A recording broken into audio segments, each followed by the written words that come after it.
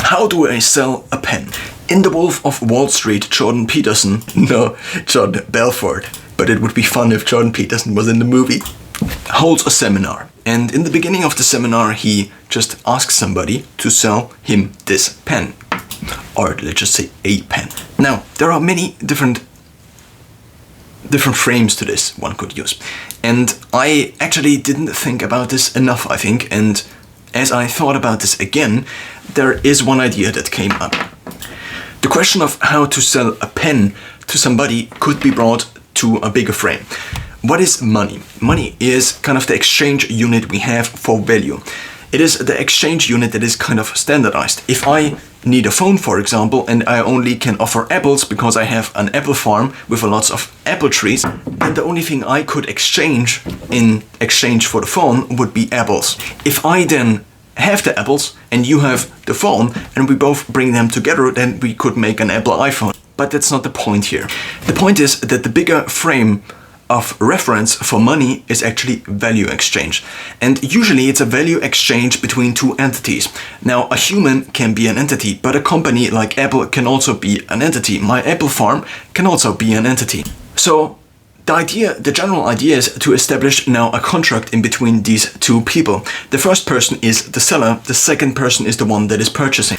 Now, I would maybe be also putting an idea into the head of the seller. The inception of the idea, similar like the movie Inception, that you right now or at some point in the future need a pen.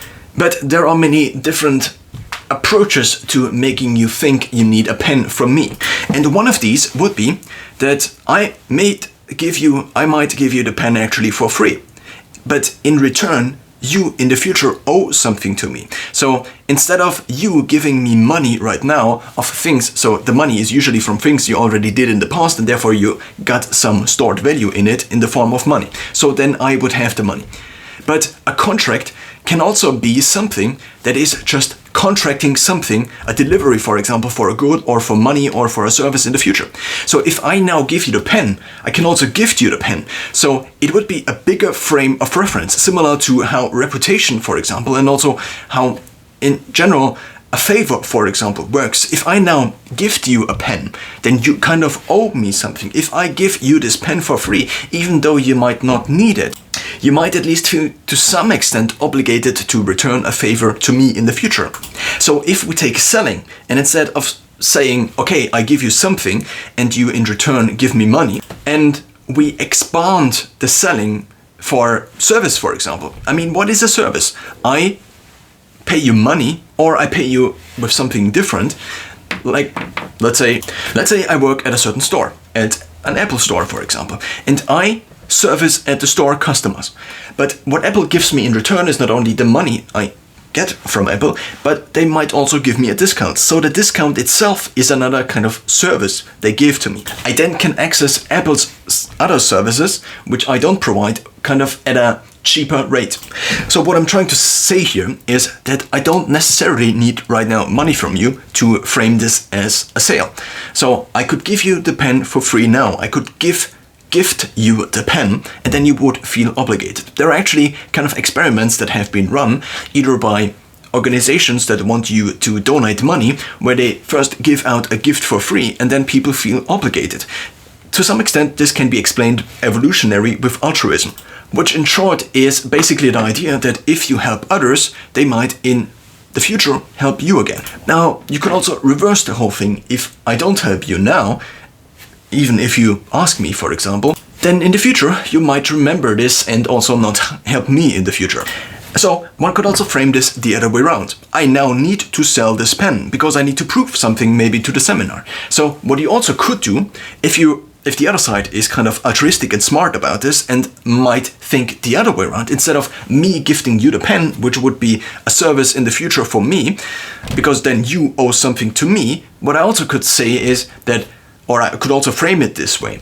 If you now accept this favor from me, then I kind of can also do something for you in the future. Because currently I am in the situation that I have to give a pen to you, and you could also just pretend to accept it and to maybe just give me €1 for it, but then I would owe you maybe something in the future for me making me look good in the seminar right now.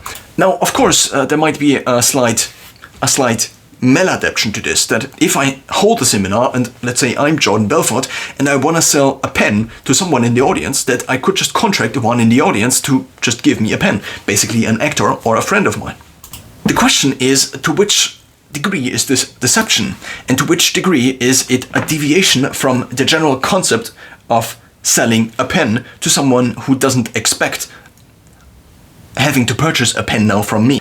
If he already kind of expects it, and if this is part of a bigger frame, in order to deceive the audience I am trying to impress by selling this pen to a random person from the seminar, then again, if we frame this altruistically, then this might not be the best of all ideas.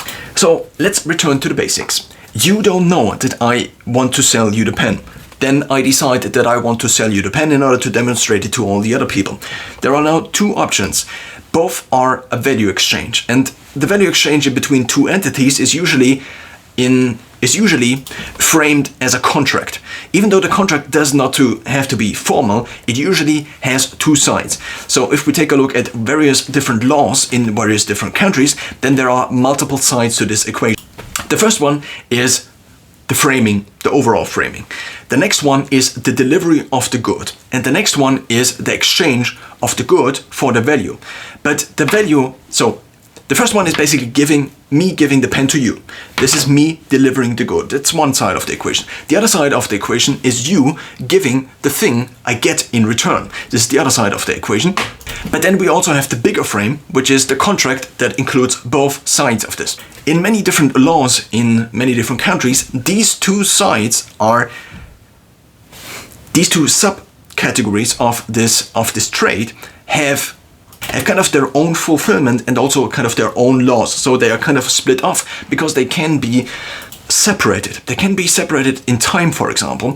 I could say, I gift you this pen now, but you in 10 years give me €1, for example. And because then we have a time difference in between those cannot be fulfilled at the same time, but in order to at least have one step, we can fulfill the first part, which is the delivery of the pen to you. Framing it like this, as a trade, as a contract in between two entities which don't have to be human, makes it possible to have it in a bigger frame, to extend the frame of the sell.